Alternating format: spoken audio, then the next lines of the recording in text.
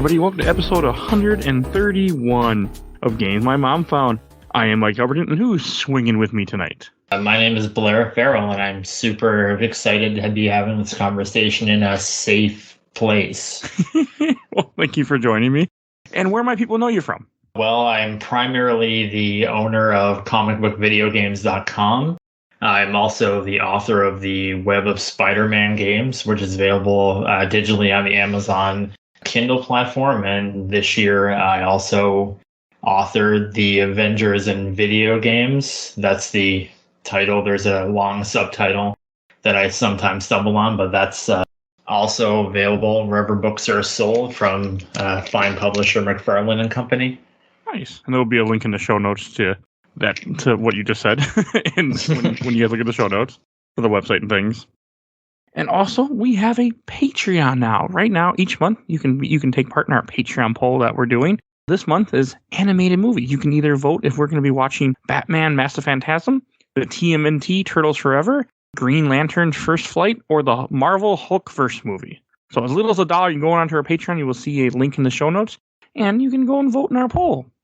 So you came on because we were talking about a game that I have actually never played before. Spider-Man 2000, as most people call it, from Neversoft for PlayStation 1, 64, and other systems that came out back in, 2000.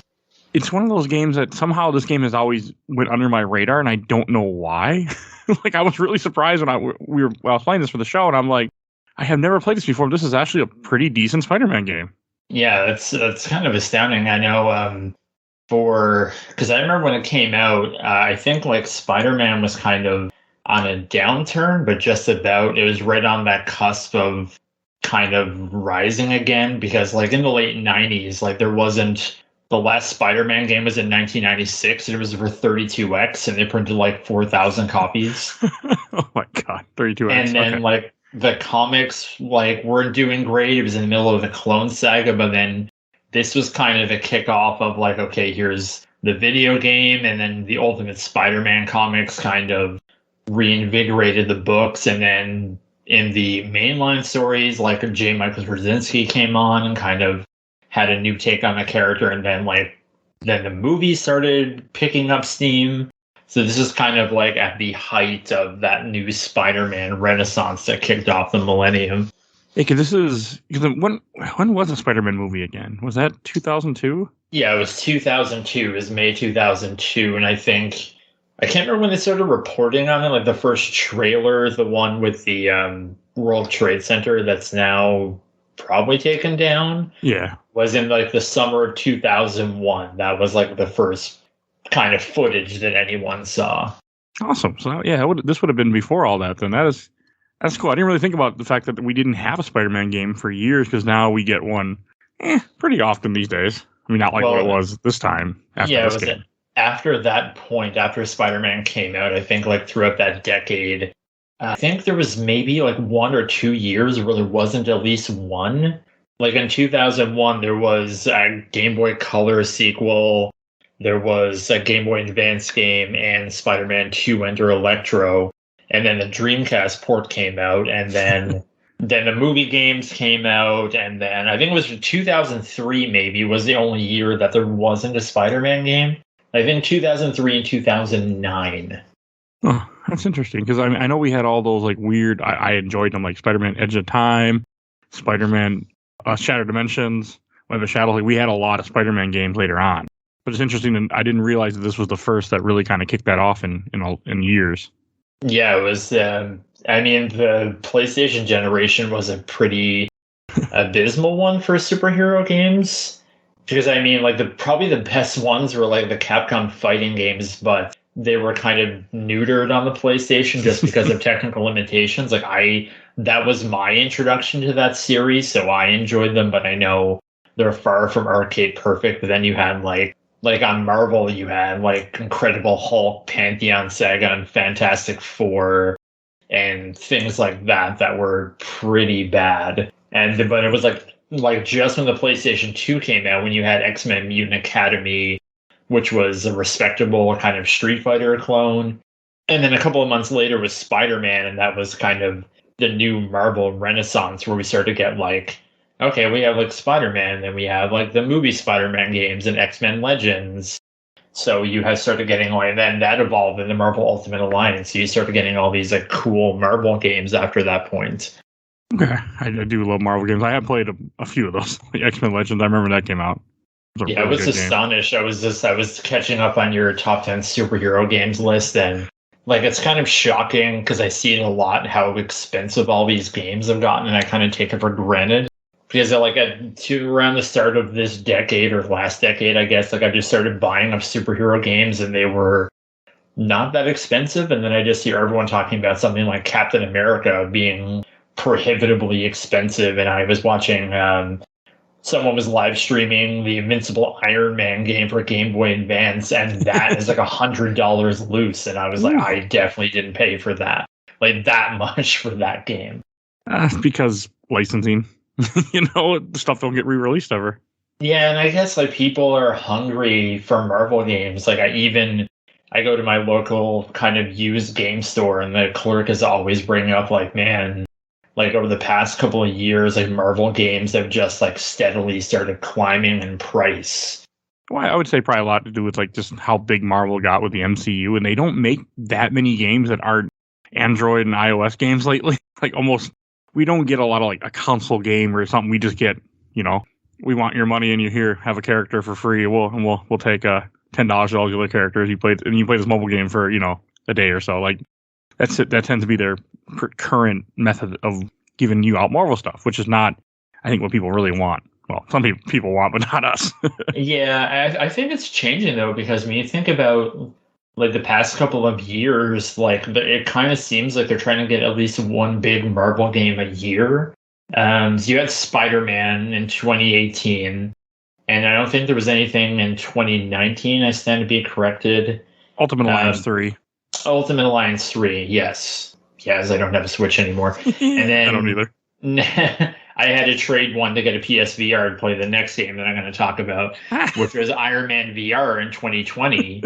Which I absolutely loved. And then after that, it was Avengers and then Miles Morales. And then in a couple of months, we're getting Guardians of the Galaxy. So it kind of looks like they're trying to do what they're with the MCU. Now, whether people like these games or not, I know Avengers had a really rocky start. But that's what I've heard.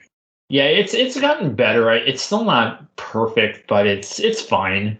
And I'm kind of excited for, I know you're a big Marvel Heroes fan. They just brought on someone from Marvel Heroes to do a lot of systems work, and he seems really excited to kind of get in and bring in, I guess, some of what he lent to Marvel Legends into this.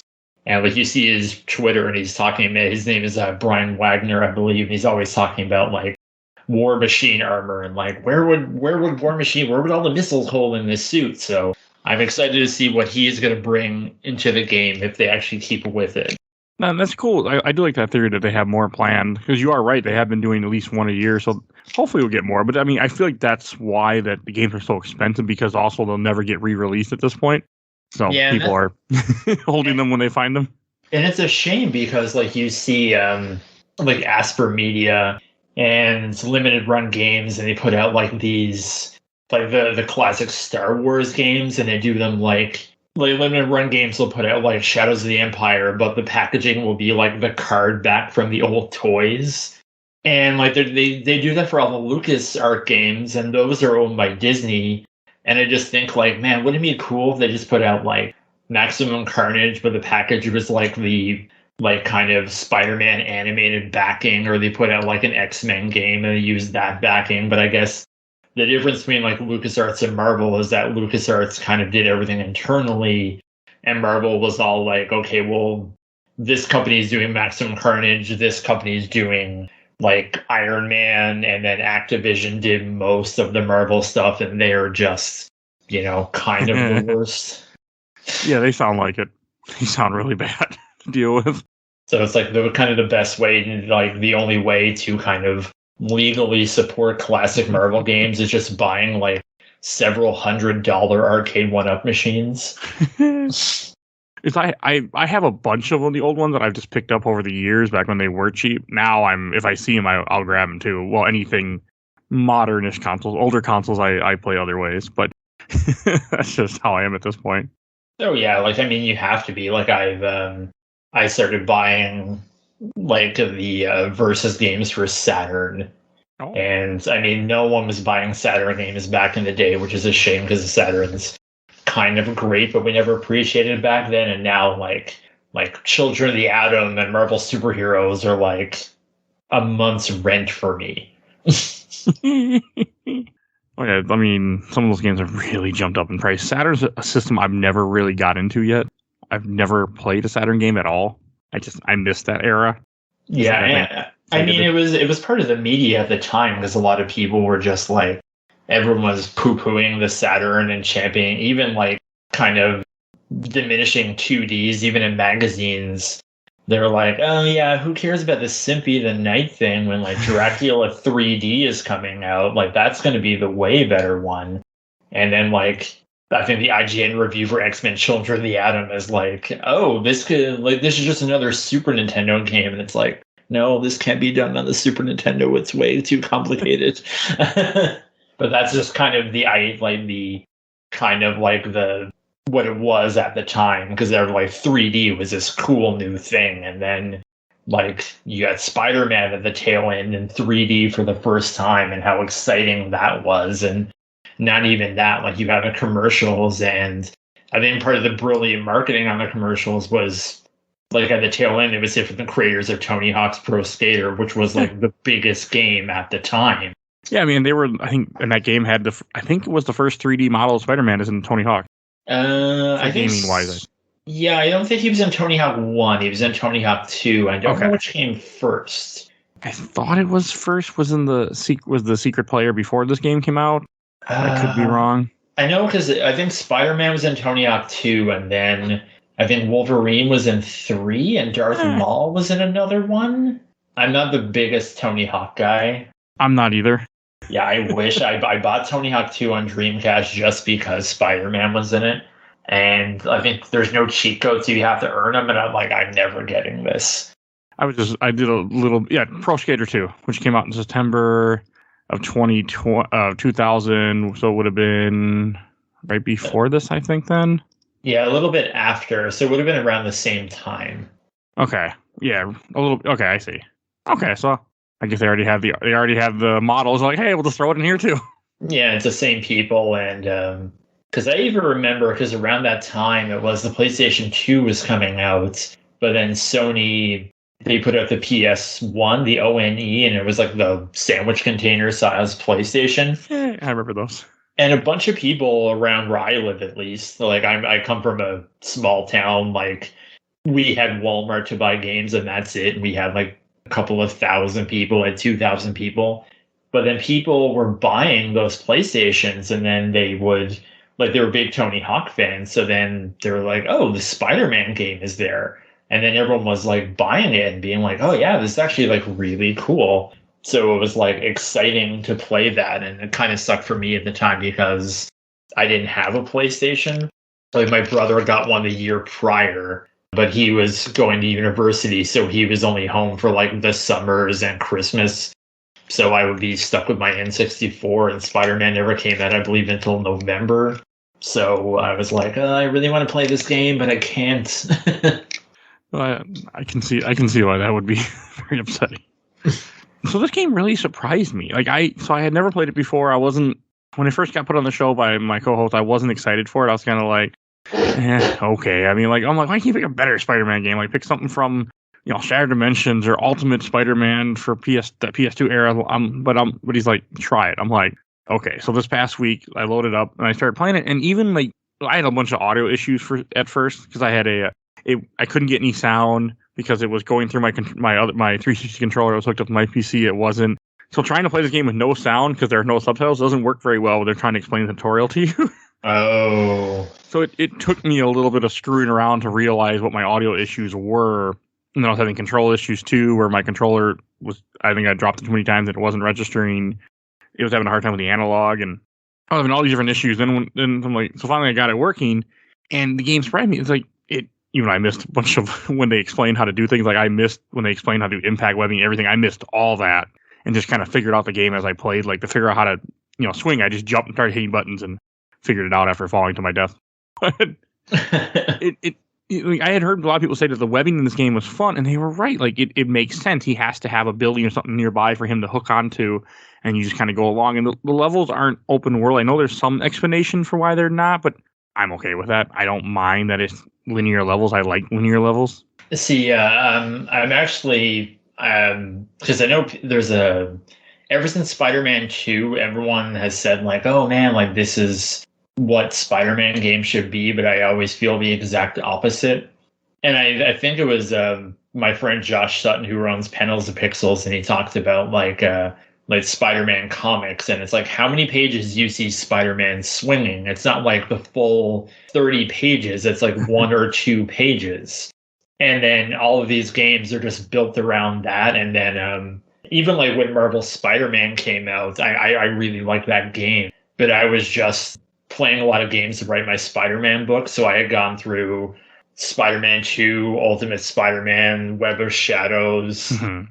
And then when I got to that game, I was like, okay, so we're just swinging around New York again. And then the side activities are kind of dull. I mean, they're fun at the start when you have like kind of the bases and the collectibles. But as the game rolls on, it's like, okay, here's some street crimes. It's like, okay, here's some bases. I'm like, oh, here's some more bases. I'm like, okay, come on.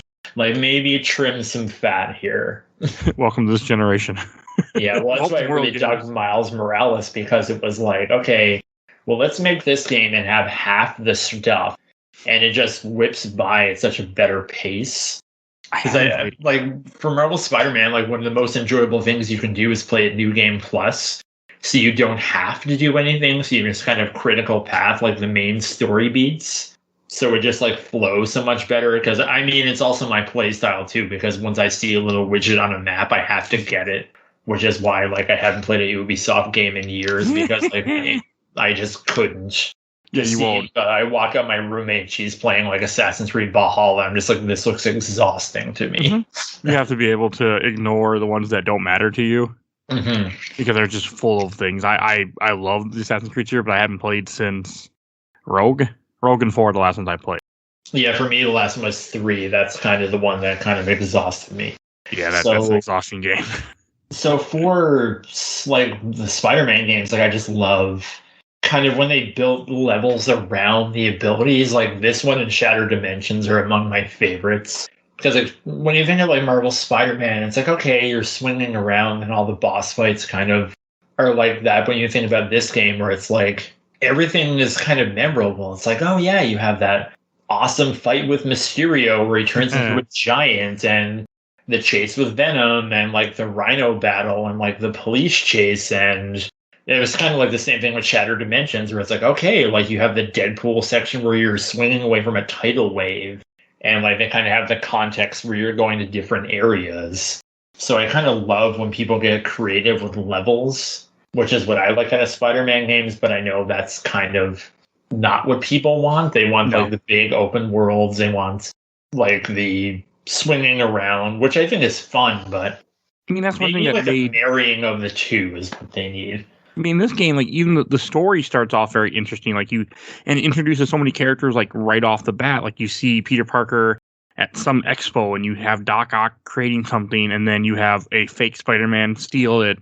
So I was thinking like Chameleon or something. And you see Venom is right there already, and he's already been Venom, and he already knows who Peter Parker is. Like you have all these things that are dropped on you right off the bat to get you into the story. And I love how they sprinkle different Marvel characters throughout. Like, even in the first level, like, you have Black Cat talking to you. I couldn't stand her face from the PS1 polygonals.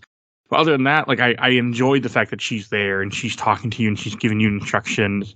And then you just going to stop a bank robbery. Like, you don't have a big villain. You're just going to do something simple. I thought that was a good intro way. And then you have the cops, like you were saying, chasing after you. And I loved how it did that. Like, that level running from the cops was a ton of fun.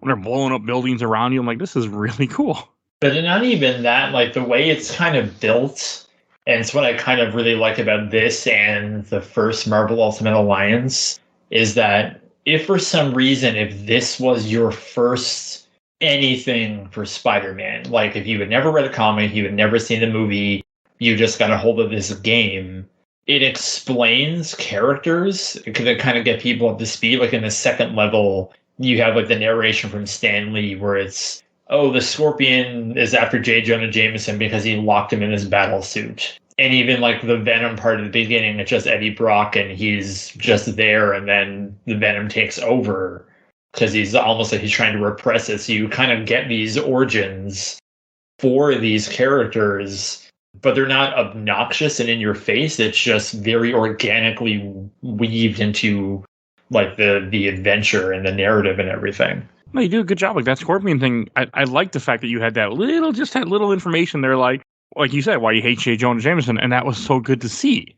Because I mean, as a comic book fan, I know, like I haven't read a lot of that, but I do know like his story. I knew his origin. So it was just cool to have like the one line, just put it in there, but don't really bother explaining. Don't make it a whole plot point. It's just there.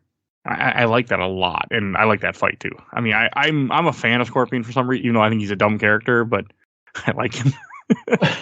He's a guy with a scorpion tail. Yeah, that's. I think it was. I really love the Half in the Bags from Red Letter Media, and I love it anytime talk about like some of the most recent Spider-Man movies. And they're talking about like kind of a lot of Spider-Man villains are just, oh, it's a guy and he gets powers and he robs banks. Mm-hmm. So it's like, oh yeah, like Electro is like a guy and he gets electric powers and he decides to be a bank robber. And then they've kind of like elaborated on characters and origins and things like that. But, it's kind of like you just have a strike, just like a guy in a mechanized Scorpions. But it worked in this game. You have him confronting, trying to kill J. Jonah, and you have to go and just fight Scorpion and keep his attention. And then as soon as you beat him, like the cops come after you because you were seen stealing this piece of equipment. And it was just, I like the way it just goes from one thing to the next. And then, as the game progresses, I think there's a good moral dilemma that kind of comes up, which I like too, where you have Spider-Man have to make the choice because he hears Venom took Mary Jane, because Venom is trying to get Spider-Man because he thinks Spider-Man, took that big thing from Doc Ock, even though he saw Peter Parker there because Venom's an idiot in this. And he has to choose either go stop Rhino or go save Venom, and he makes the choice to stop Rhino. And I like that they put that in there because that's something that Spider-Man would do in the character in the comics. He would put, the lives of many over the lives of one. And that's, you hit on that, and I love that because that's what I kind of put in my book on the section about this game, is that like the whole reason why Spider-Man is because he made a selfish choice and it cost him dearly. So he knows to never make that mistake again. So when you have that section where it's, okay, Rhino is hurting everyone, but Mary Jane is important to me and I want her to be safe, but the world kind of needs Spider-Man to go stop the Rhino. So that's your first stop. It isn't like, okay, I'm going to go let him rampage over this place and let him make off with his equipment. We're going to go here and then handle Venom. It's good. I mean, even the Rhino fight, it's simple, but it was fun. I mean, you have Rhino, who's a giant guy in a rhinoceros outfit, and you just have to make him run into the electric conduit so that way or generator, so that way he starts shocking. I didn't realize that you could actually hurt him during those fights when he runs into it. I thought you just had to let him run into it and then, wait and just continue. That's what I didn't just continue that process. Well, it's kind of like in Arkham City, how when you fight Mr. Freeze, like you have to do more things the higher the difficulty. So if you play on easy, which is what I normally play on because the game is a little bit hard, you can just use the electrical conduits, but on normal, like you have to use the barrels in the corner as well. And then I think on hard, you might have to even like throw a few punches. Cool. I mean, yeah, I just played on easy, so I don't have to do any of that. But that's cool. That makes you do other things other than just what I did. I just had him hit all the different electric things until he was dead. And I mean, this is kind of a game that kickstarted that because like how many, like Rhino is kind of like that go-to villain where it's like, oh, okay, well, we're making a movie game, so we can't use the big guys. And we can have Rhino. Rhino's not going to be in a movie until he was for like 5 seconds. It wasn't. Yeah. And then it's just kind of something that's been done over and over. And even like that concept, like that's what the Bane fight is in Arkham Asylum. It's like getting a guy to run into a wall. Uh-huh. Oh, that fight is too much for me. I do not like the Bane. All the Bane fights essentially in Arkham. Those are my least favorite in the first game. For sure. But yeah, you got a good point. I mean, I don't know if this is the first. I wonder if this is like the first comic game to kind of do that. Probably not, but it is cool. I mean, and again, this was probably more revolutionary because this is 2000. But it was just cool to see Rhino. Like I agree with you. Like it's a villain that nobody really like just throw him in there. But I feel like isn't he kind of a big comic book villain for Spider-Man, or like at least a B-lister? I mean, he's popular. Like he's well known. Like I remember, like my introduction to Spider-Man. Like I'm sure a lot of people was the '60s animated series. Same. And I mean, the Rhino was on that, so that was my introduction to that character. So I mean, he's well known enough that he's there, but I mean, he's not like a cerebral villain like a Doc Ock or a Green Goblin who kind of have this like emotional battle with Spider-Man and Peter Parker, just like a guy in a Rhino suit. That reminds me, there is no Green Goblin in this game. There is a reference in the police chase level. If you swing over to one of the cranes, you fall in there and you see a hideout, and it's a bunch of bombs and a glider. Oh, that's cool. Yeah, I remember that. Yeah, I mean, you have to go out of your way to find it, because if you're getting chased by the police, you're like kind of following the compass or whatever. I mean, I play this game more times than I care to admit, as I've been playing it for about 20 years. Hey, nothing wrong with that. It's a good game. Yeah. I have it on Dreamcast, N64, PlayStation, and Game Boy Color. I'm curious about the Game Boy Color version. It's really hard, but it's really fun too. It's kind of like an open world. Like you swing around and there's not like levels. Like you actually have to like find out where you're going. But then there's levels that are like gigantic mazes. It has some of the same story, but it's also a little bit different. I know Hobgoblin is in it, and I believe the Lizard, but I'm not sure if he's actually a boss or if he just makes an appearance like in this game. Okay, I didn't run into him in this game. I only saw later on when I was watching videos that he is in this game somewhere. Yeah, he's in the sewers. He's essentially just there to give you directions. That's still cool just to have him in there. Like, I mean, he was planned to be in there. He was supposed to be the boss, I think, in the sewers. As I had the opportunity to interview the lead designer last year, and I asked about the Lizard, and Venom wasn't supposed to be in the sewers. I believe it was supposed to be the Lizard, and there was going to be another. You were supposed to fight Venom on like the Brooklyn Bridge, but then they just, I guess, ran out of time. So then he just had the Lizard there, and if you find him, he'll just be like, okay, like if you find Mary Jane, go over 2 lanes and go forward past the machinery, and just like tells you where to go. That's cool. That part was a little confusing. Like, so after what I do want to talk about like the whole everything getting up to Venom. Like you fight Venom at first in an alleyway where he like can camouflage himself, which I don't remember Venom ever doing that in the comics, but it could be I didn't read enough Spider-Man comics. I think it's kind of a way of I know the symbiote can blend into certain environments. I know smarter people than me would know better. But I think it's like a gameplay way of essentially him being able to hide from your spider sense. Oh, okay. So it's very like visual, where he'll disappear and then he'll get the jump on you because the symbiote where he was with Peter Parker just made him Venom doesn't trigger your spider sensors. I think it's just a way of just kind of putting that into a game and just making it something that people can understand. That makes sense. It was cool though. Like I liked the fact that Venom kind of plays a big part, and then in this game, like you fight him, then you're chasing after him was fun. Even though I failed a few times, I kept getting caught on geometry or just failing at what I was doing, but it was still really cool to chase after. I really did like that. Yeah, I know. I was talking to Chad Finley. He was the designer I spoke with, and he was saying that he wished he had done a better job with that because he actually picked it up and he had trouble doing it. I'm like, Okay, you made the game, and he's like, yeah, I couldn't do the Venom chase. I mean, I also cheat. I was using save states, but I'm good to know I wasn't the only person that had a hard time with it because I thought I was just sucking at the game because I just wasn't the the best guy at the who controls. made the game has trouble with that part. It's still cool, and he keeps taunting you throughout the whole thing. I mean, I noticed he also stop at different points and wait for you for a little bit. I did notice that because he was sitting, at least on easy mode, he was sitting there waiting for me a few times. I think, yeah, it's pretty generous on all difficulties. I think I played it for this month. Just when I found out I was going to be doing this episode, I was like, I wanted to experiment with something because something I like about this game is something I actually really appreciate about the most recent Resident Evil releases. That if you unlock a suit and play it on another difficulty, you can still use that suit and get the rewards. So if you finish the game on easy, you get the symbiote suit, which gives you unlimited webbing. And if you play the game on normal, it lets you use that suit. And even on hard, if you finish the game with that suit, you still get like the Captain Universe suit, which is like the reward for finishing the game on hard. So I like that. If you want to challenge yourself and just do it with your normal powers, you totally can.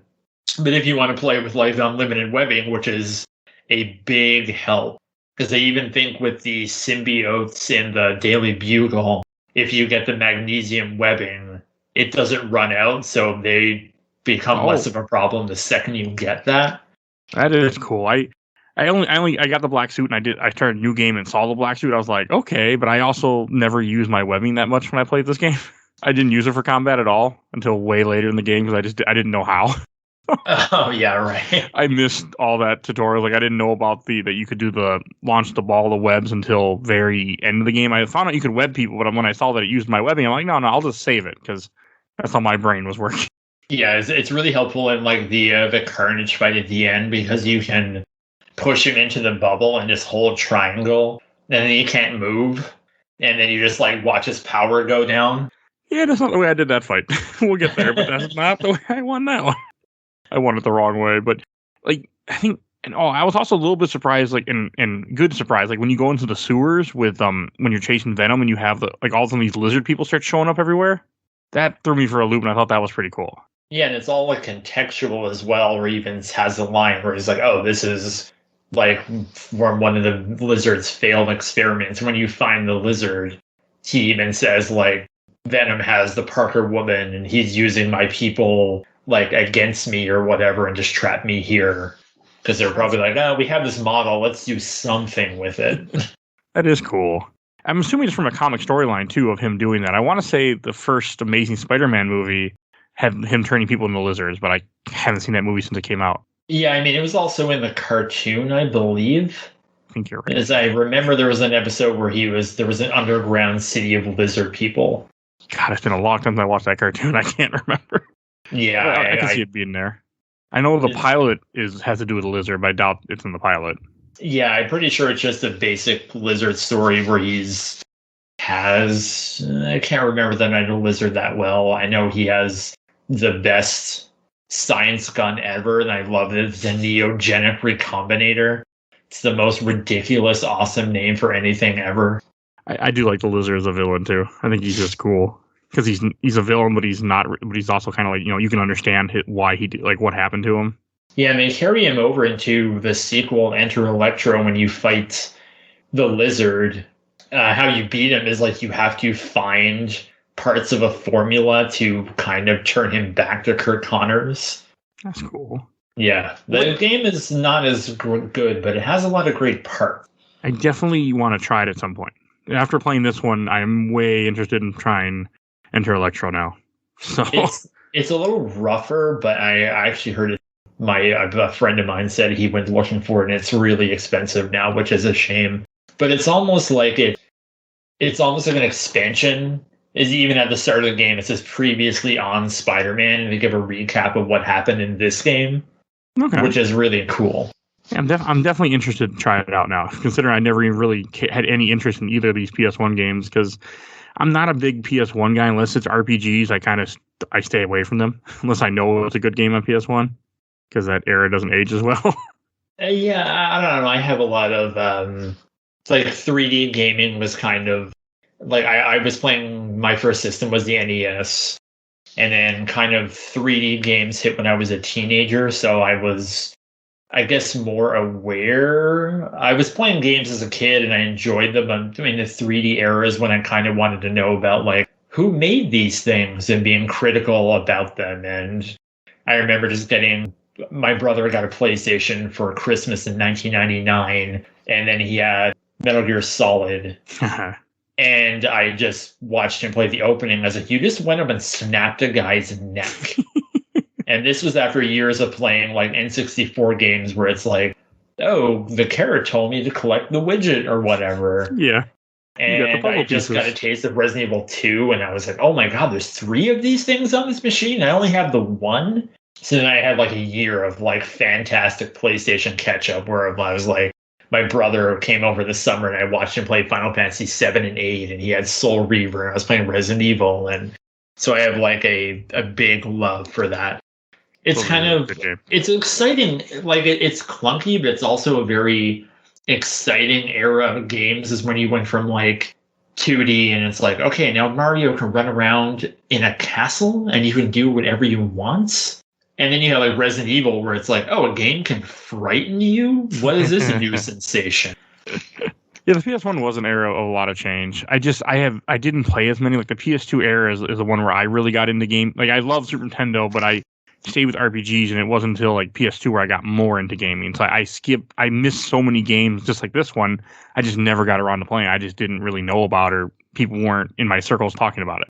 And this was a late PlayStation game as well. Like this was months before the PlayStation 2, so that was kind of sucking up a lot of the conversation. Oh yeah, that makes sense. Because you had Dreamcast was out, and I remember like renting out Dreamcast and playing Code Veronica.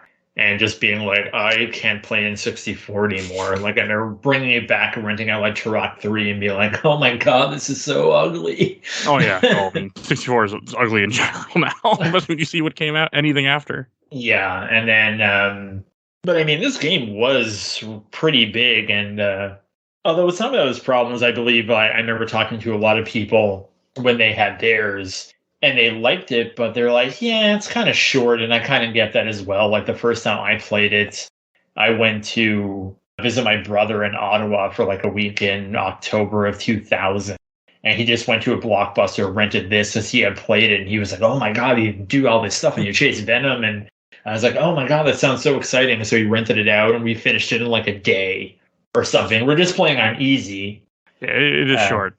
But then there's like a lot of replay value too, as you can play and like look for the common covers and like the extra difficulties and unlocking all the costumes. So there's enough to keep you going back there. But it took me a while to actually own my own copy because I wanted to buy it, but like I was 18, 17 and money was very scarce. So spending $50 on a game I know I can beat in like 5 hours.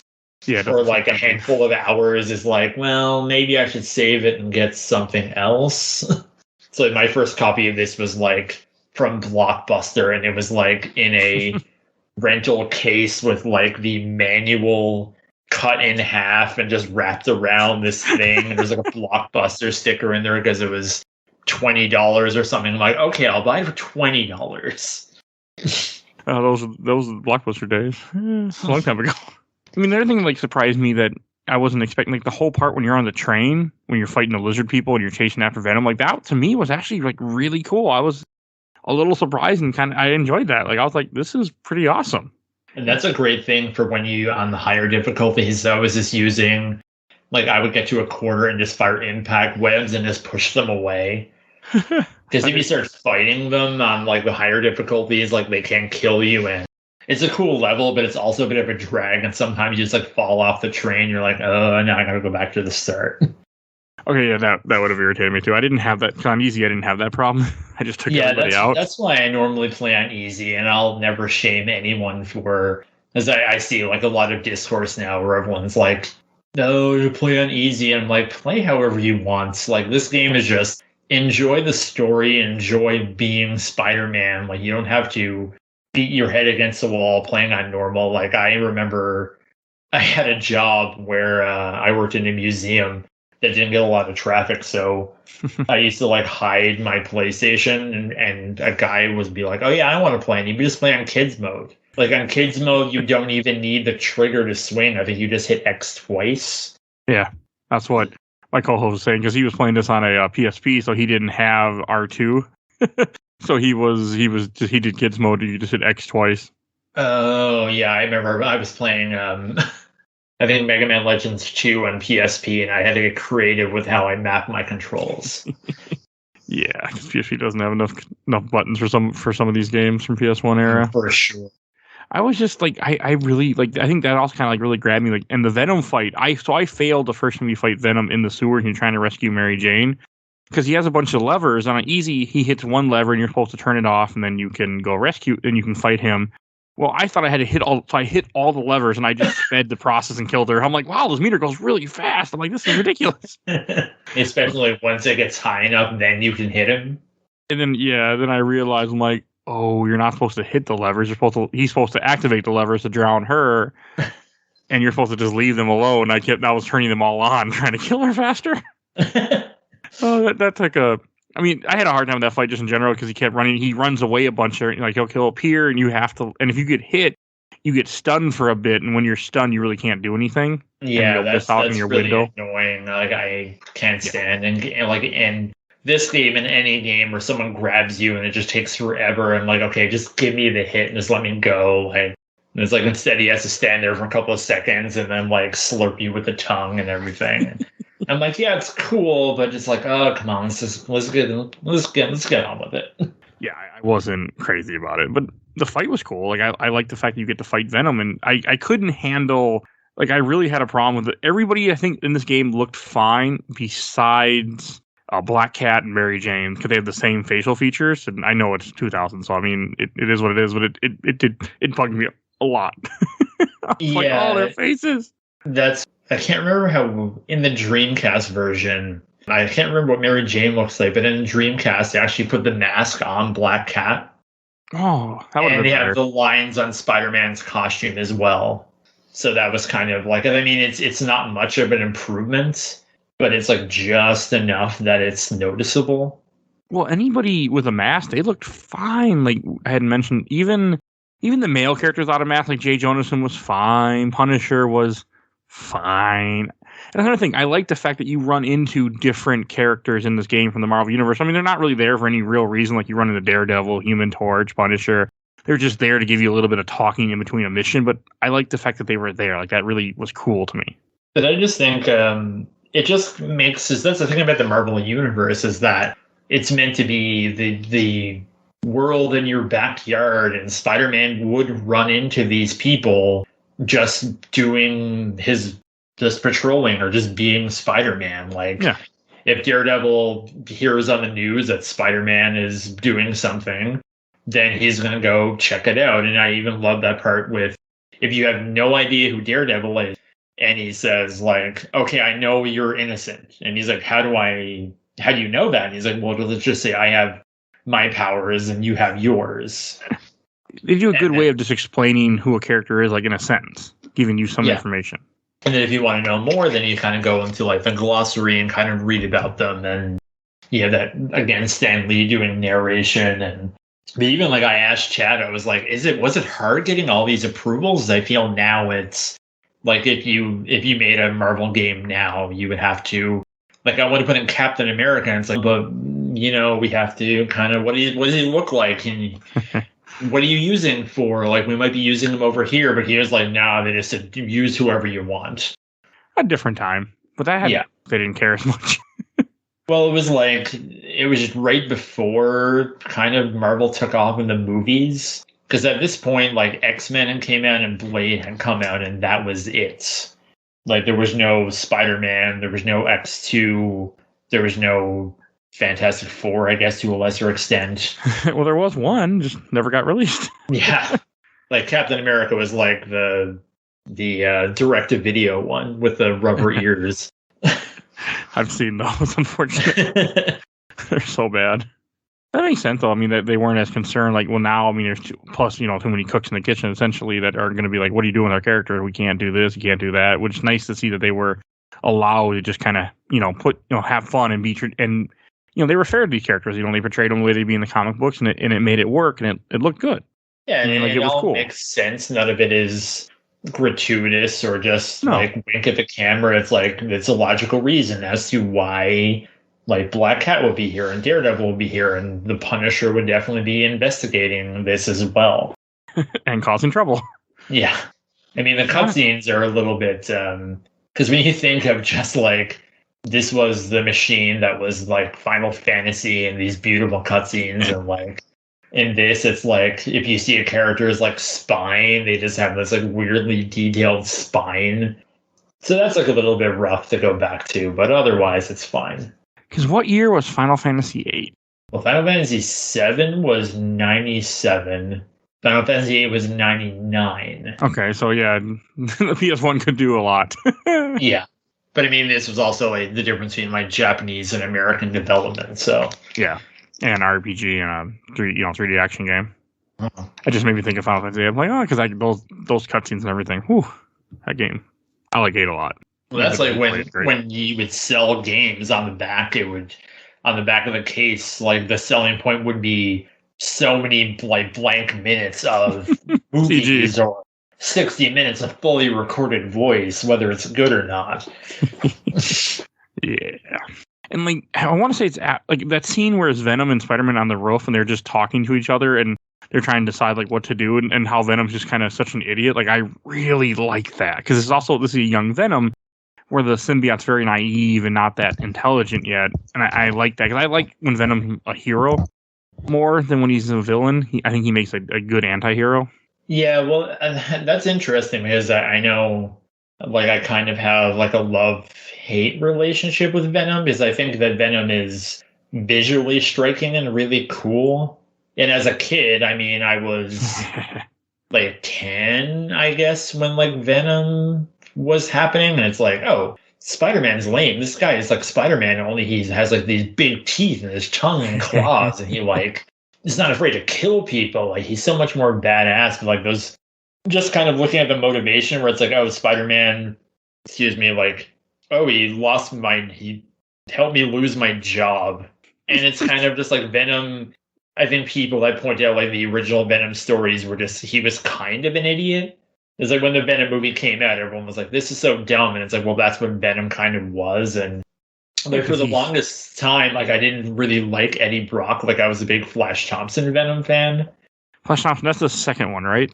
Well, I think there was Venom, and I think there was some guy, and he was like some mobster who Eddie Brock sold the symbiote to give money to charity. Okay, and that one I didn't know.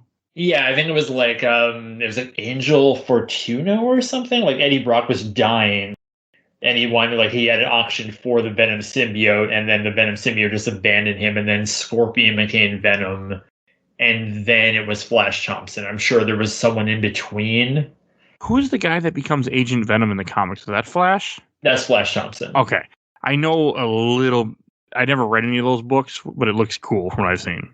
Yeah, it is really cool. And then the most recent Venom books, I was reading them for a while, but then like kind of things happened and I couldn't afford to buy comics anymore. But just like what they've kind of done with Venom now is like way more interesting than just being like this guy who hates Spider-Man. I've only really read a few of the Venom books. Like I read the old stuff like Lethal Protector, that little miniseries from a long time ago. Yeah. That's all I've really read. I've never dug into any of his comics other than that for some reason.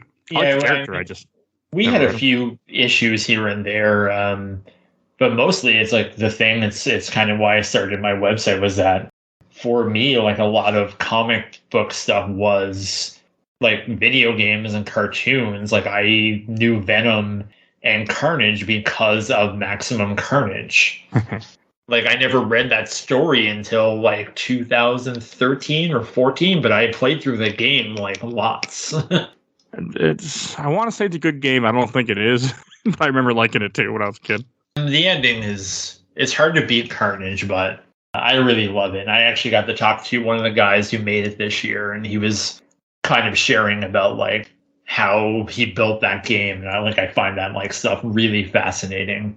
As people kind of like dunk on kind of licensed games sometimes, and oh yeah, I know games like sometimes they're made for the wrong reasons, but I'm kind of naive in thinking that no one kind of sets out to make a bad game. It kind of just happens. Like even like Superman 64, if you kind of dig into like the story where like the guys who made that, they're like, oh man, we wanted to do this ambitious Superman game, and then kind of Warner Brothers like clipped them at the kneecaps and being like, oh, you can't Superman kind of hurt people, and then like the license ran out, and they had like the PlayStation version, and that was supposed to fix everything. But now because of that, like Superman just has the stigma of being in one of the worst superhero games ever, and now we don't get Superman games on an annual basis. It's just too bad. I mean, usually most bad games end up being somebody up above who doesn't really know what's going on that makes bad decisions. Yeah. But just even think about how many bad Batman games there were until Arkham Asylum. Oh yeah, there were a few. Like Batman Beyonds and Dark Tomorrows, and the Batman Begins game was kind of that's actually a pretty good Splinter Cell clone. I'll give that one credit. I've heard good things about that one. I've always been meaning to play it, but I just never got around to it yet. I stand by it. It's really fun. Like it's probably one of my favorite Batmobiles. I'm not sure if it's by if that section was kind of farmed out to the Burnout team, but it feels like arcadey Burnout controls is kind of like going back and realizing like the Batmobile is kind of the worst part of every single Batman game. And it should be really cool, but like I was playing like the Super Nintendo Batman and Robin game. And the Adventures of Batman? Yeah, and it's great until you get to the Batmobile level, and it's just annoying. Well, that game is just really hard, if I remember correctly. Yeah. It's also like with Spider-Man, a couple of things that we haven't mentioned yet. Like I know after you had the whole Venom talk, isn't that when you go to the warehouse and you're hunting down essentially Mysterio? Yeah, it's in the Daily Bugle as you go. Oh, yeah. Yeah. And that's when you find out that, and then you go to the warehouse. The Daily Bugle, isn't that where you first run into all like the little symbiote generators too? Yes. Okay, and you go downstairs. Okay, yeah, that's where you fight Mysterio. That was interesting. It started getting a little more hard at that point, but there were some really cool parts of just moving around and swinging from the different pipes and stuff. I did like all that. I thought that was very interesting when you're down there with the incinerators and you had to... And like when you first fought the symbiotes, I thought they were invincible because I would hit them and like nothing really happened, so I just would avoid them. Yeah, I mean, that's the best way, especially in the harder difficulties. Because, they're really hard to kill, and then you have to hit both sides of the generator in order for it to blow up, not just one. Yeah, that would be annoying, too. I know a couple did it on easy, but most weren't that way. Most you could just hit one side and blow it up. So I would just, stick to the ceilings and just, okay, no one noticed me. I'm just going to crawl over here. I never really did that. I never, because it was slower, so I never really went to the ceiling or anything. I just kind of stayed on the ground. Yeah, it's just the thing about the levels in this game is that you can kind of brute force things, you can kind of stick to the ceilings, and it's kind of the great thing about being Spider-Man in a video game is that you have so many options about how you can go about tackling a situation. And in the webbing, you so every time you do anything that uses webbing, you use your little webbing, but you get so many cartridges to refill it that it doesn't really feel like a handicap in this game. It doesn't really, I mean, you always have it. It's there, and then you have a timer, you have, a meter that actually matters, but I feel like you always probably have enough of it. Yeah, it's less forgiving on, as if you die on, hard, you come back with, 2 cartridges. Okay, that could be an issue. Yeah, I think on normal it's 5, on easy it might be 8. But still, you have enough, and then I'd say, the only clumsy thing about kind of using it is something they fixed in the first movie game. Is that you have to hit up and triangle to do the impact webbing and kind of I didn't know that. It's a bit clumsy, but in the first movie game, which feels more like this, you just kind of hold the trigger and then just hit a face button to do it, and it's so much easier. And I would kind of wish that we're never gonna get a remake of this, sadly. No, but I would love if they just be okay, we just went back and you can move the camera and use the triggers just to use your extra abilities. We'll probably never even get this game re-released for that matter. So, because I don't even think this ever got re-released on the PlayStation Store, I'm assuming either. No. Because licensing issues. I mean, again, that's what bums me out the most about these type of Marvel games, especially because they're never, if you don't play them, it wasn't for the ways that emulation, you might never play some of these games. There's a loss of time. And that's kind of why I started my website, was that I wanted to, in my own way, preserve these things and talk about them. And there's so many games that because that was the thing for me for a long time, is that I didn't play a lot of licensed games. I burned on them. And some bad ones. yeah, but then you miss out on some of the good ones. Like I was like last week's show when you were sorry, last week to me when you in the timeline where you're talking about the Iron Man game from like Sega, where it's not great, but it's still fun. I haven't played it in years, but it was a game that I remember like it wasn't bad. It was fine. But then like for that project, because there was three different games, and the one for DS is like a twin stick shooter where like you control Iron Man with the D-pad and you kind of aim with the touchscreen, and it's really, really cool. But people probably like that one got kind of swept to the side because like the other one was reviewed so poorly that people kind of ignored it in a game that I always bring up as Shattered Dimensions on the DS because it's a Metroid game. Oh? Yeah, like there was Web of Shadows, and it was kind of a first attempt at a Metroid, but it's a little bit clumsy and it's really hard. But like Shattered Dimensions is legit a Metroidvania game. It even has like the same style map and even some of the same abilities. All right, you have my attention now.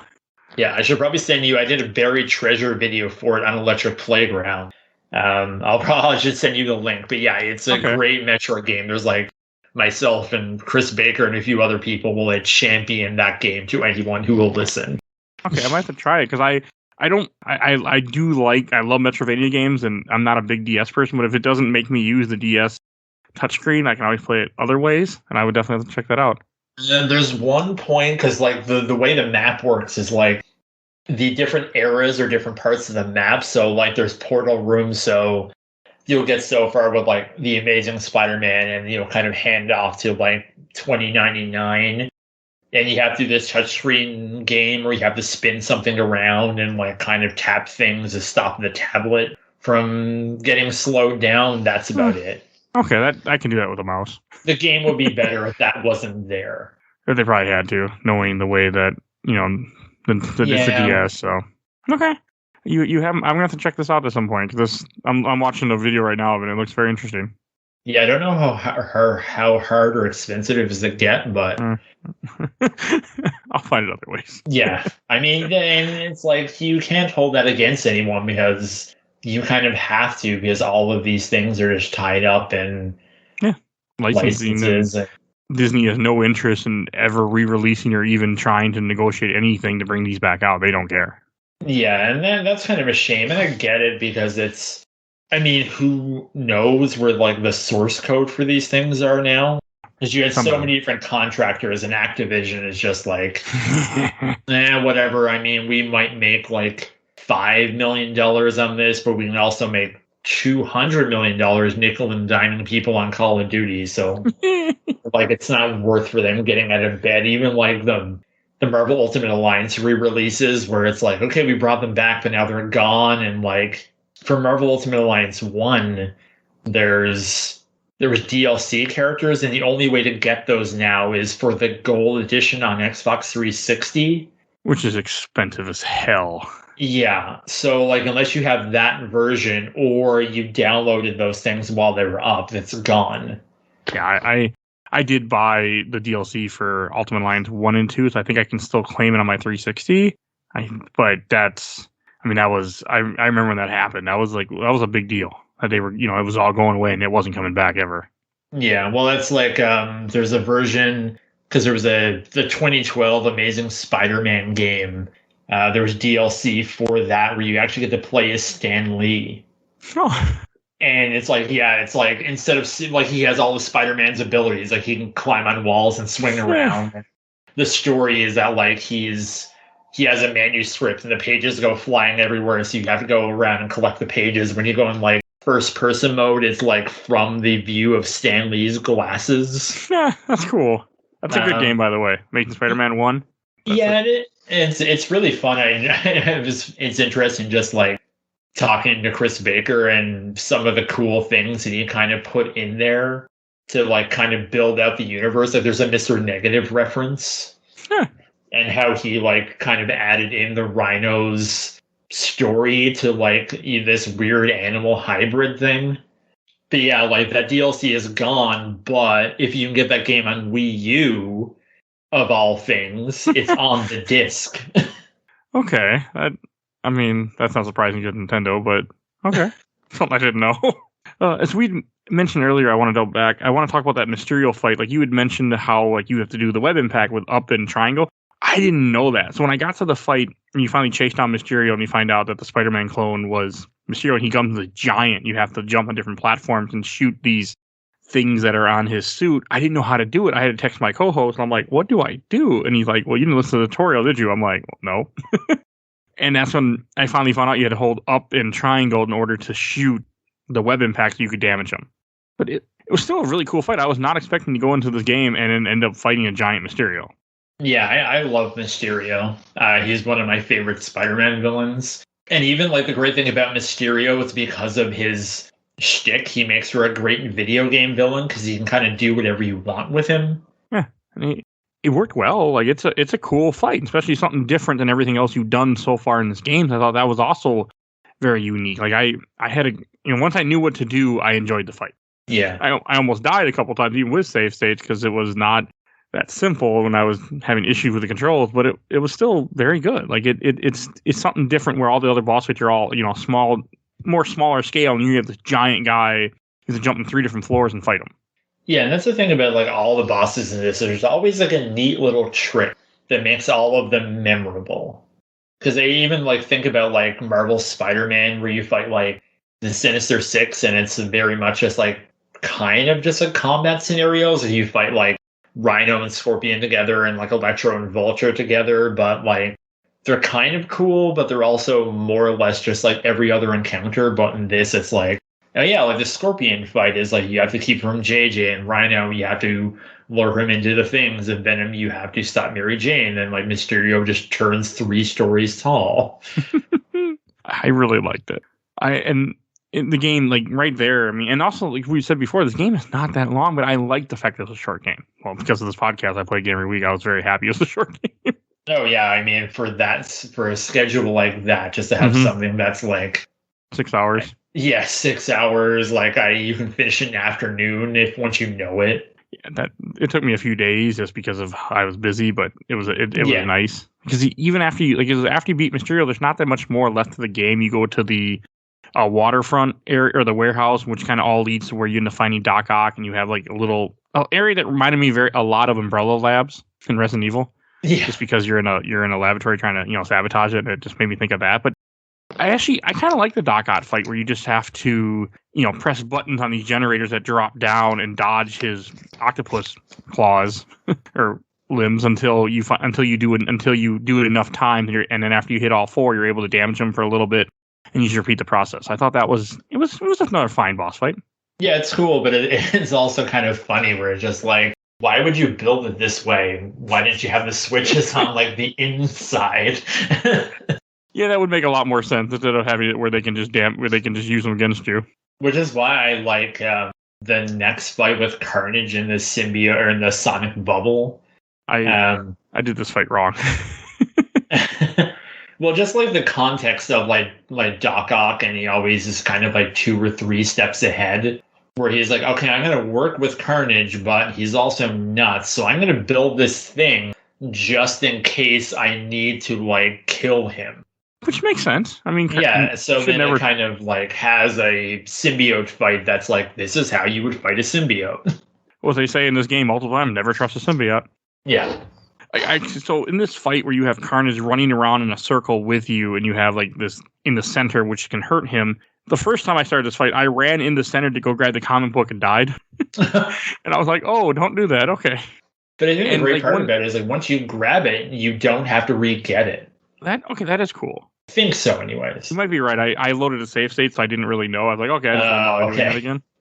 But the thing that I thought was interesting to me about that whole situation, like the whole fight, is like, because I read online, I was reading a guide a little bit, and they said, okay, you can trap him with your web beam. I'm like, well, he never goes in there, so how am I supposed to trap him or pull him in there? So what I did is I would have him follow me, and then I would swing over it, so then he would jump over it and damage himself a little bit each time he jumps over it. Oh. And that's how I beat him. It was just the two. We just went and kept jumping back and forth for like a good 10 minutes until he finally just died. I think my brother maybe showed me how to do it because he had finished it, and I just like lure him in there and just hold triangle and then you're fine. Like, especially on easies, I think you have more than enough webbing that you can kind of just sit there and hold triangle and he's just snared and then his power will just go down. That's what it said to do too. I couldn't get it to work, so I just did it the not the right way. But I was glad that there was another solution, even though, for my problem. Like, I thought that made me happy. There was another way to do it. Yeah. It's a good fight. I mean, I like fighting. I like Carnage a lot. I'm a big fan of that character, so I was happy to see him in this game. And I like how he's not the best, but I like him. Yeah, he's a cool looking villain, but I don't know. I think some of the more recent stuff with Carnage has been cool, but I think I've always liked Venom more because I think there's just more to that character, whereas Carnage is kind of just like a laser focused murderer. Yeah. I mean, Fury Maximum Carnage, yeah. Yeah, well, I mean, I just played the game, so it was just like, just like him going around like, oh yeah, it's like, come kill people with me. And it's like, okay. Pretty much. That's what that whole event is, yeah. And then I was also surprised at the way that the final part of this game is, again, the things like a Metroid game, you have to escape.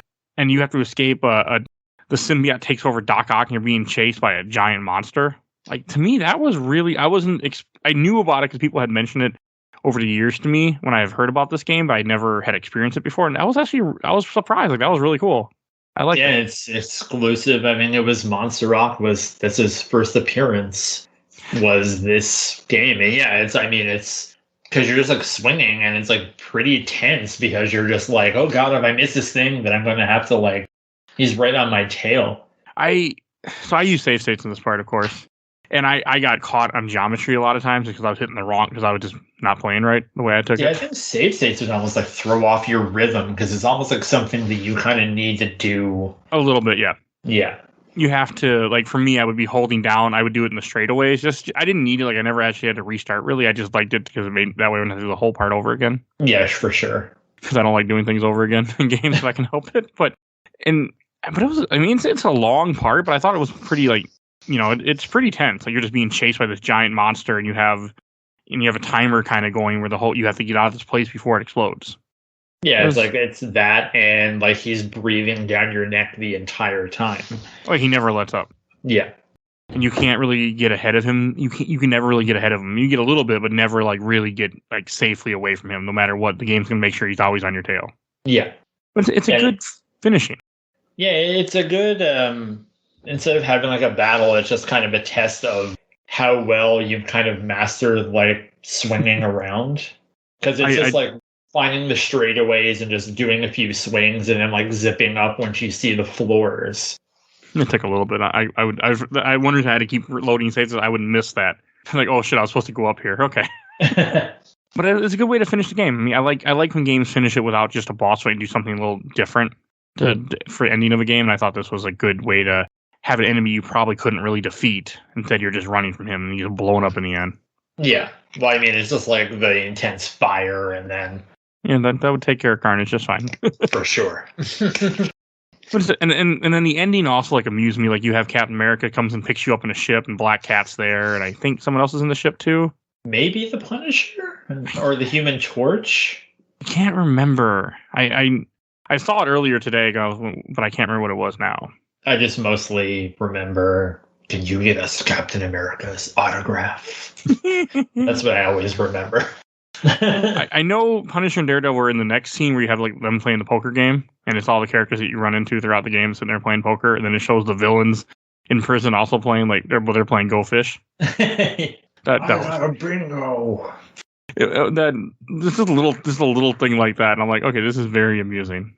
Which I find so funny now as I'm watching the Star Wars Bad Batch on Disney Plus. And like the guy who does the voice of all the clones, D. Bradley Baker, is the voice of Carnage, Lizard, and Rhino in this. Oh. So when I hear Wrecker on Bad Batch, I'm like, that's just the Rhino. Like, it's the same character as that game. It's just like this kind of lovable doofus. And even like something like, as I watched Clone Wars over the past years, and you hear some of like the alien voices, and some of them kind of sound very like lizardous. I'm like, oh, that's the Lizard from Spider-Man. It's the same voice actor all the time. Yeah, that's pretty cool. Bad Batch I've been watching that too. It's not bad. I'm not sure how I feel yet, but Yeah, I don't know if they really need the plucky kid sidekick.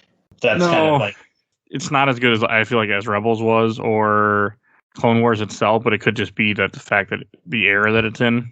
Yeah, but, I could get better. Like those shows kind of had like a little bit of a shaky start, so everything can get better and people find their footing and stuff like that. It's probably also better to watch it because I watch Rebels and Clone Wars. I just binged them all, and this I have to watch weekly, and I'm not liking it as much. Yeah, I didn't watch Clone Wars until I think it was because I kind of had a falling out with Star Wars, like a lot of people. Yeah, I mean there was a lot of. But then like The Mandalorian came out and like Fallen Order came out and they kind of re-released Pod Racer and I was like, okay, yeah, I'm back in the Star Wars again. So then I was like, okay, I'm gonna watch Clone Wars, and then I was like, well, I mean, I'm stuck at home. I have a lot of time on my hands. Like, why shouldn't I watch Clone Wars? And then when I was done that, I'm like, okay, I'm gonna watch Rebels. So when Bad Batch came out, I was like, okay, I'm ready for this now. Rebels is really, really good. I think I'm a big fan of Rebels. Because I had watched Rebels after, because I was like, I can't watch 140 episodes of Clone Wars. But Rebels, I got in on the ground level, but then it means so much more once you watch the Clone Wars. Yeah. It's such a continuation of it, where if you hadn't, it wouldn't make as much sense. Like, you can enjoy it without having watched the other one, but watching the other one just makes it a little bit, or that much better. Yeah. Any last things we should say about the game before we go on to questions, comments, or memories? I appreciate games that have a plot device that masks technical limitations. Oh, like because at the start of the game, it's like, okay, like Doc Ock has this like fog that's blanketing the city, which is just like the fog they use to hide the fact that they can't go down the street level. So when they try to like incorporate like a technical limitation and give it like a narrative reason as to why it's there, like it's annoying that it's like, why can't I go down to the city or the street level? It's like, well, because it doesn't exist and here's why. Okay, I think I missed when they said that too. I saw the fog and but I didn't realize that that's why you couldn't go down. Like I knew there was some reasoning, but I didn't really pay attention. Yeah, and it's amazing because in Enter Electro, they have levels where you can kind of go from like buildings down to the street. So it's kind of astounding what they can do or what they managed to do in like a year. I'm definitely going to have to check out Enter Electro. I'm very curious now.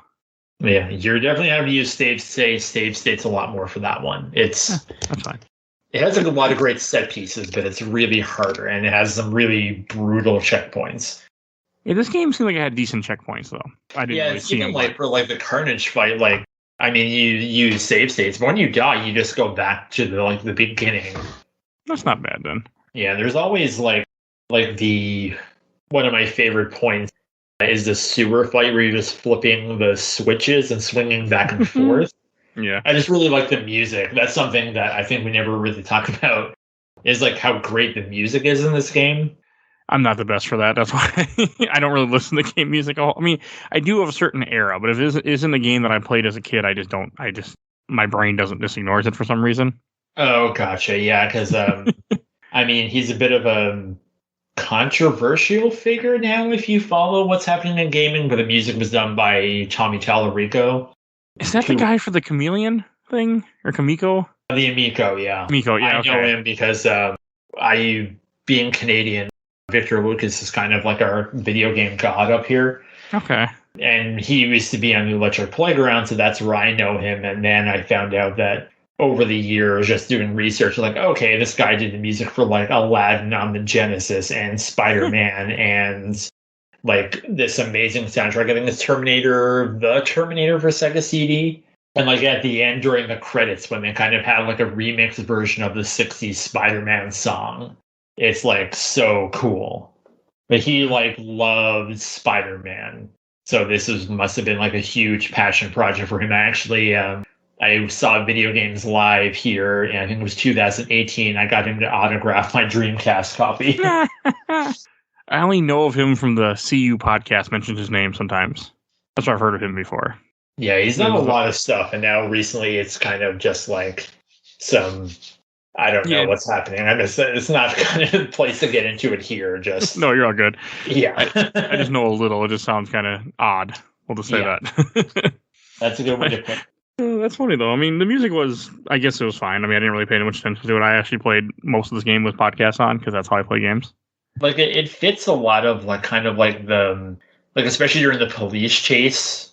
There's like this energy that's in the music that really kind of want to makes you like just go go go go go, and everything kind of just like fits each scenario. Yeah, I can see that. I mean, what I was listening to seemed pleasant, so it didn't bother me. Then again, usually my co-host is better for that when it comes to music. I'm not the guy. Yeah, I can't really intelligently speak on it. I kind of leave that to like Josh Sutton from Panels to Pixels, who actually like is a musician and can speak on it smarter than me. I just know kind of what I like, and I've always dug the music in Spider-Man. Like it's something that I find myself humming all the time, even like getting ready to do this today. I just was like singing. Like my parents are probably like looking at me being like, what is this guy doing? What is he singing? All right. Well, I'm going to go to questions, comments, and memories. I do have a few because I posted this in 4 different groups. And actually I got more feedback than I was expecting. So first one, I watched the entire Orb Super replay from Justin McElwee. Great Spider-Man game. I rented the heck out of it as a kid. The web swinging was so unique at that time that it felt awesome to play. Even the limitations of the generation Perpetual Fog couldn't hold this one back. Which we were just talking about. But, I mean, hey, I like you said, I like it when they give a reasoning for having that, not just having it there. Yeah, it's like this and Silent Hill are probably like the biggest example of we're going to give context to distance fog. And from Simeon Moore, my first Spider-Man, one of the better ones out there, even if it's hella old. The unlockable costumes were fantastic to see and run around. The story was dumb Marvel nonsense, but also felt like a bunch of episodes of 90s cartoons strung together. He's not wrong. Well, I mean, they have a lot of the voice cast. Reno Romano was Spider-Man, and he was the voice of the character on Spider-Man Unlimited. And then Jennifer Hale was Black Cat, and she was Black Cat in the 90s show. And Ephraim Zimbalist Jr., the late Ephraim Zimbalist Jr., probably pronouncing his name wrong, as Doc Ock, and that also carried over from the cartoon as well. Oh, that's cool. That makes sense. I mean, they already had, these actors, they knew them, so why not use them again for something else? Yeah. Right, from Walter Eady. It was my very first console video game. My parents were very against video games growing up, so I didn't get a PlayStation until my uncle bought us one when I was 12. I played it so much for so long that if it were to pop in right now, I'd still know every control, every combo, and exactly where to go on every level. And it had a what if mode, which we have not talked about yet. Yeah, it's not something that I really played around with, and before I started recording, I was like, I'm gonna try this. I know people talk about it with such fondness, and then it's like really cool. Like I think like in the Carnage fight in the water, you see like Namor in the background. Okay, that is and cool. Then in the bank vault, it's like Hans was here. I'm like, is this a Die Hard reference? Okay, I know there's also a different level where the Silver Surfer flies by and you're on a blimp that's getting shot by the police or something. Yeah, and I think Ghost Rider goes up the side of a building at some point as well. I was gonna try it, but I ran out of time. Yeah, before I had got a chance to. Which is interesting because Neversoft was actually making a Ghost Rider game that got canceled. Oh, so they probably already had the 3D model, so they didn't use it for this. That's cool. And Ghost Rider is one of those the character I'm not super fond of, but that's no. I have Diego Rivera, who is he does a lot of videos about this stuff, and he loves Ghost Rider. I never read any of his comics, so that could be why. But I've seen the movies. I'm just not a big fan of the character. But how could you not love the character after seeing Nicolas Cage as Ghost Rider? First movie's fine. The second movie is god awful. What? I think the exact opposite. It's like Ghost Rider as seen through the makers of Crank. I've only saw it once in theaters, and I remember hating it, but I have not seen it since. I mean, they're both terrible, but they're both kind of terrible in a fun way. It was that era. From Nathaniel Vaughn. I remember having the N64 version and loving it until I found out about how much the better the PS1 version was. Oh, yeah. The N64 version. I remember I played the PlayStation 1 first, and then I was going to get a PlayStation 1 for Christmas, the ONE. And then I was at the rental store, and I was like, I'm going to rent out Spider-Man. And I brought it home, and especially after, like, because in 99, like, Resident Evil 2 came out and it had all the FMVs and everything. And I was like, oh, it'll probably have all this stuff. They've learned how to do that. And then I got Spider-Man, and all the cutscenes are just, like, panels. I'm like, what? Where's all the cutscenes?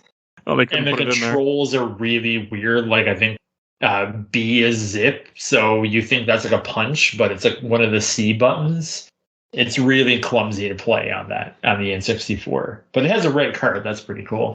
I mean, 64 is very hit and miss sometimes, I feel, when you go back to it. That controller is just not good. Yeah, and people have done, like, I have the Brawler 64, and I think there's a few others, and people have, like, made better mousetraps in that regard. All right, from Jerry Floyd. I never beat this game, but I played a ton. The second game, Enter Electro, was also amazing, which I need to play now one day. And from Aaron Martinez, what if mode is the first replayability feature I experienced as a young gamer? I was blown away by Stan Lee's narration of the new random things. And last one I'm going to read from this group, from Andrew Burns. My introduction to Spider-Man as a kid, and I couldn't get enough of it. One of my top most played PS1 games, though I doubt it holds up as well today. Standout moments include the sewer levels and the big climb up the skyscraper getting hounded by the SWAT helicopter, which we did not talk about. I did like that little part. Yeah, me too. It was actually, I don't know if it'll ever happen, but I know the creative director on Marvel Spider-Man's name is Brian Intihar. I know him from EGM, where he used to write. So there's a level in, and he's admitted that he's a fan of this game. And there's a level in Marvel Spider-Man where you're climbing up the side of a building and you have to avoid spotlight. And I always wanted to ask if that was inspired by this game. It sounds like it. I mean, I can't remember the 2018 Spider-Man that well anymore because it's been a couple years since I played it, but... Yeah, I think it's like one point where you have to, like, sneak into Oscorp and you're just, like, climbing up the side of a building, and it's like there's just, like, searchlights and they're going around. And I was like, this seems like it's an homage to Spider-Man, but it could just be a coincidence. That was a cool part, though. Just where you're being chased by the helicopter and you just climb up this building, they're shooting everything. I did like that. Yeah, it's just clever level design for using your powers. All right, and then I got a couple from the Giant Bomb group. From Michael Trevino. Great game that had amazing costumes. I remember this is how I learned about the Scarlet Spider, and I still think it's my favorite Spider-Man costume. Another thing we haven't really mentioned yet, this game, well, we did mention a little, this game has a lot of different costumes you can play as, which give you different features. Yeah, like there's the Peter Parker costume where I think you can only hold two cartridges. Like you can't get any more. So some of them offer like new challenges, while others, like I think the Captain Universe costume that you unlock by finishing on a hard just makes you invulnerable. Okay, yeah, that's cool. I guess that's your reward for going through all the beating the game on hard mode. Yeah. And from Brian Davies, El Knots was a cheat to unlock everything. I remember sitting in my older brother's room surrounded by his Spider-Man comics and just looking at all the art, comics, and costumes in the game and loving it. Yeah, that's something that's really cool too, is that, I mean, you might miss a lot of comics and stuff on your first go around, so there's always stuff to go back for, and it was so nice to kind of see like all of those issues. I always wished, because back then I didn't understand like technical limitations and disk space. It's like, why didn't you just put the comics in here? I want to read them on my TV screen, but it's just, I don't know. There's only so much space on a CD-ROM. Yeah, I mean, now they could easily. I think there is, I can't remember, there might be some game that actually has it. I don't know. It might be The Amazing Spider-Man. I could be mistaken. That did do something, did have comic, maybe not the whole issues, but it had panels that you could read and stuff. Because I vaguely remember that. I beat it once. It's been, over 6 years at this point. But I remember something of that vaguely in my head. Yeah, I mean, that is approaching 20 years? No, not 10 years. Yeah, I was going to say, it ain't that old. The first movie game will be 20 years next year. I do want to play the first movie game. I've never played that one or two. You haven't played Spider-Man 2? No, I really didn't get into Spider-Man games. I played the SNES one, like Maximum Carnage, Separation Anxiety, that terrible Spider-Man the X-Men game, and it wasn't until I feel like the 360 that really got me back into them, like Web of Shadows. And I did play Ultimate Spider-Man. I enjoyed that, but I missed the movie ones for some reason. I will say, if you still have a 360, I do. I'm not sure if they work on an Xbox One, but you can play Spider-Man 1 and 2 on 360 via backwards compatibility. All the old Xbox copies? Yes, and Okay. with the first Spider-Man movie game, there is an extra mission with Kraven the Hunter that's exclusive to the Xbox version. Oh, So if you've never played it, I have that's the not. one that you should get. Okay, I'll have to Spider-Man look. 2 might be hard to go back to because I think like Marvel Spider-Man has just made it so much more streamlined. Oh, But it's nice to go back and just like this is where it all began, like the whole open world swinging. I 100% plan to play Spider-Man 2 at some point, though. Maybe not Xbox and play the PS2 version, which I can do on my PC, but at one point. Yeah. From Andrew R. An absolute classic. I played through a dozen times over Stan Lee's voiceover, tying in dozens of Marvel characters and having good feeling combat and web swinging. Damn, it's a good ass video game, and the chase at the end is just great. I never played the sequel, which is good too, apparently, but I just never tried it. Neither have I, sir, but I'm going to soon. And I got two more groups to read from. One from the PlayStation 1 and 2 collectors, modding, technical, and discussion. First comment from Marcus Dodd. Why do you think Spider-Man 2 Enter Electro was only released on PS1 after the success of this game? After the success of this one?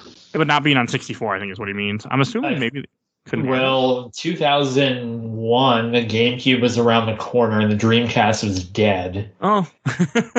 So I think that had a lot to do with it. I'm assuming it probably didn't have much of a budget. I'm just spitballing because it was probably just like that year was GameCube, Xbox, second year PS2.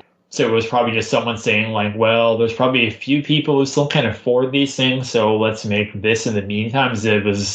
That year was X-Men Mutant Academy 2 and Enter Electro, and they were kind of just used a lot of the same assets. Oh, that makes sense then. And Enter Electro had a problem where, it's kind of well known that the last fight took place on the World Trade Center and they had to recall a lot of the discs. Oh, yeah. So you just change out the ending then? Yeah. And I think like some people in the press, like I think Phil Theobald from Player One Podcast actually has like the preview disc of that Enter Electro where it has that fight intact. Oh, that's cool. It's just like, that's something that, not going to happen in video games. Like, I know Urban Strike has a level back in the old Genesis game where you have the World Trade Center getting attacked. Yeah, and that was probably fine back then, but after Enter Electro was supposed to come out, I think, in September. I think it got delayed like a month or two. Oh, yeah, that makes perfect sense. You wouldn't want to have something like that, especially that soon. Yeah. Even now, it's something you would stay away from, I feel. Well, that's like the first Spider-Man teaser, as I mentioned. It's like Spider-Man making a web and snaring a helicopter between the two towers. And it's probably archived on YouTube, but they definitely pulled down that teaser for a long time.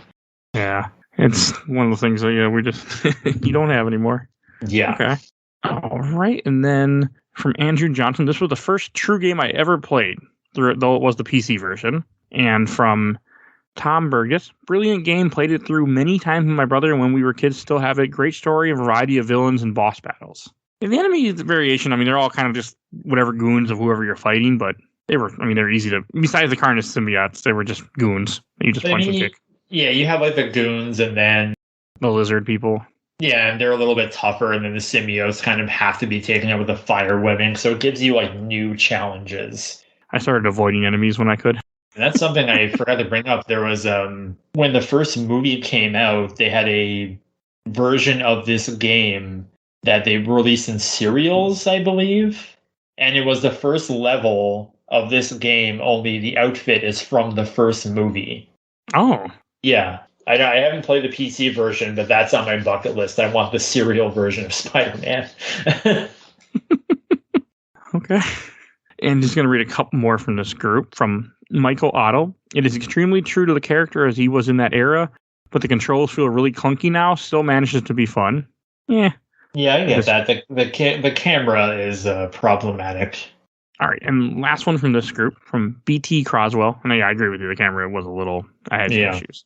I love that game to death as a child, but it has aged hard. Whatever you do not play it on max difficulty because the boss difficulty is plain broken in places, and it really exaggerates the frustrating lack of camera controls.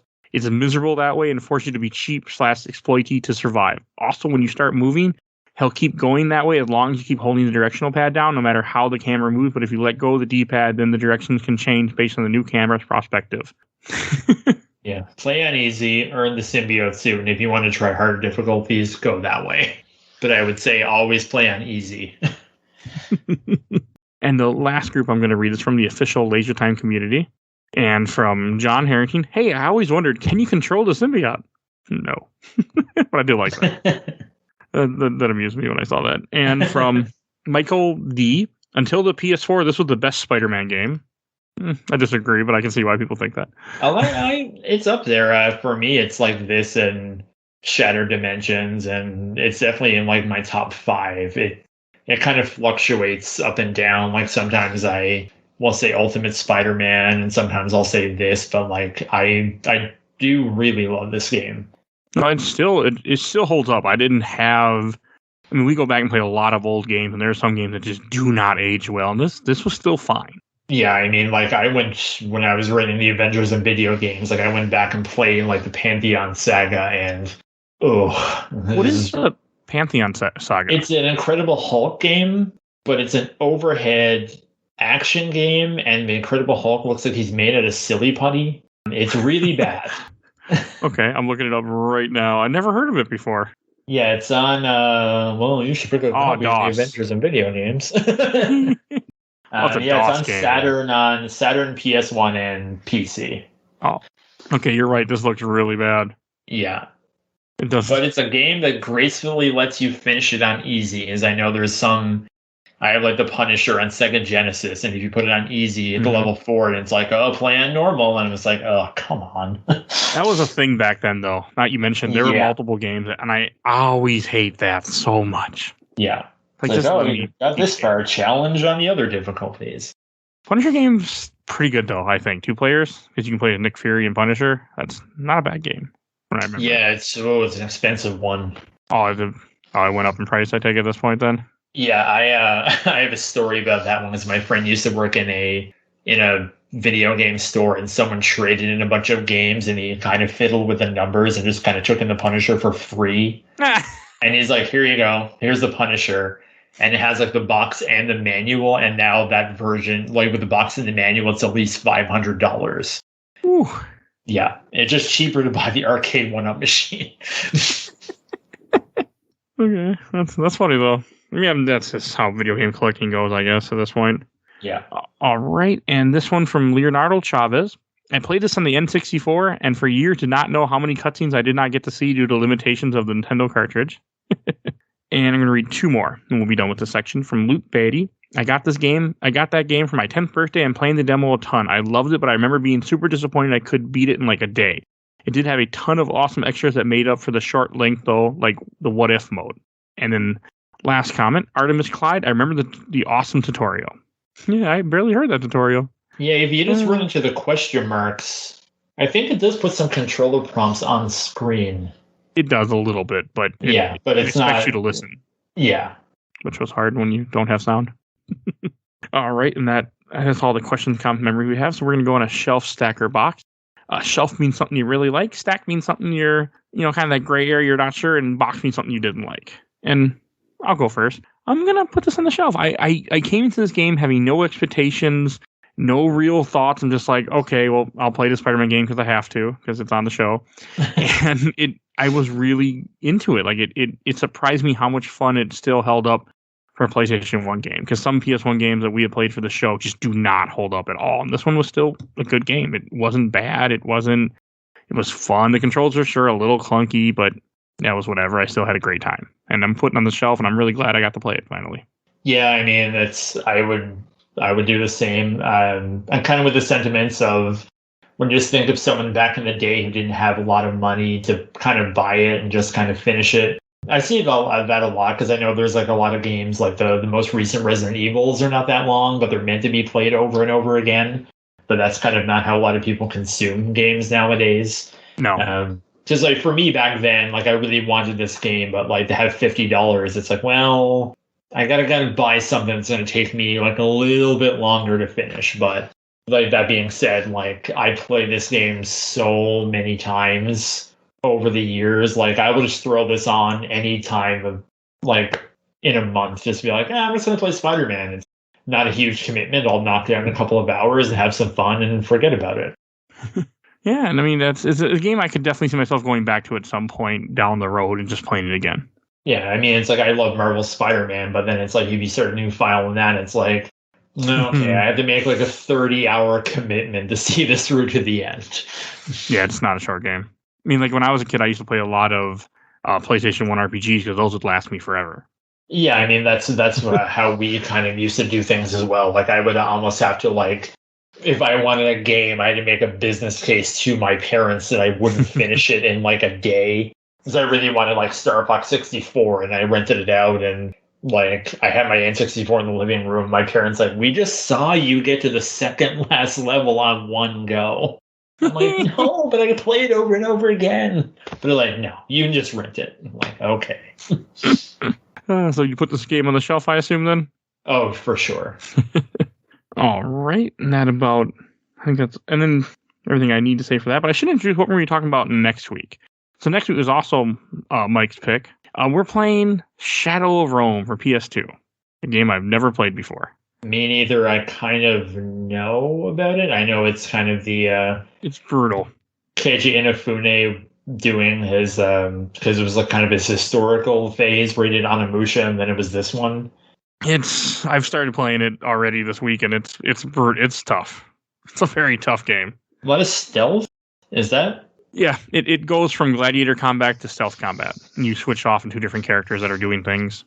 It's not bad. It's hard, but it's not bad. I'd rather be playing Spider-Man. I would, yes. I don't. It's always been on my list to play, so I'm happy I'm finally getting to knock that off. Just like this game was kind of on my list. Well, this wasn't on my list at all, but I'm glad I played it. But yeah, no, and we'll see how it goes when I finally beat it. Hopefully this week. Yeah. And that brings us to, and since you're our guest, do you want to plug where people can find you at? Sure. You can find me on Twitter at Blarcade. It's just arcade with a BL in front. You can visit my website, comicbookvideogames.com. The theme is pretty self-explanatory. You can read all of my work there. And then at the top of the page, there's links to my 2 books, The Web of Spider-Man Games and The Avengers in Video Games. And then also there's a link I have it labeled as respected affiliates. And there you'll find work from Panels the Pixels, Chris Baker, Diego Rivera, Godzilla Mendoza, and Play Comics and Comics on Consoles, which are 2 podcasts about comic book video games. So you can read all my stuff and then find a bunch of stuff from other talented people. All right, and there'll be links in the show notes for all that. And also, we have a Patreon now. Right now, each month, you can take part in our Patreon poll that we're doing. This month is animated movie. You can either vote if we're going to be watching Batman Mask of Phantasm, the TMNT Turtles Forever, Green Lantern First Flight, or the Marvel Hulkverse movie. So as little as $1, you can go onto our Patreon. You will see a link in the show notes, and you can go and vote in our poll. All right, and then I also want to give a shout out to our awesome intro and outro, courtesy of Bobby, aka Mike Tony from ZP Bite the Bullet. Songs the Cool Kid Squad. Definitely go check him out. And one thing I forgot to say, we're still on the Patreon thing. If you are at the $10 level, I will give you a shout out every month. Right now, we do have one, Watt. Want to thank you again for helping support the show. And if you have something to plug, as little as $10 a month, you get 4 plugs from me on the podcast for your podcast or YouTube show. So definitely check us out on Patreon. And please follow us on Facebook, Instagram, Twitter, and YouTube. We are on YouTube finally. So you can just see all the audio content on there. So definitely, or hear all the audio content, I should say. So definitely go check that out. And I also want to give one last shout out to our buddy, Bill Tucker, who's on the Marvel MCU with me. And he does his podcast is live, A Gamer Looks to 40. So definitely go check him out. I think that's everything I need to say tonight. So we will see you guys all next time. Bye, everybody. Bye.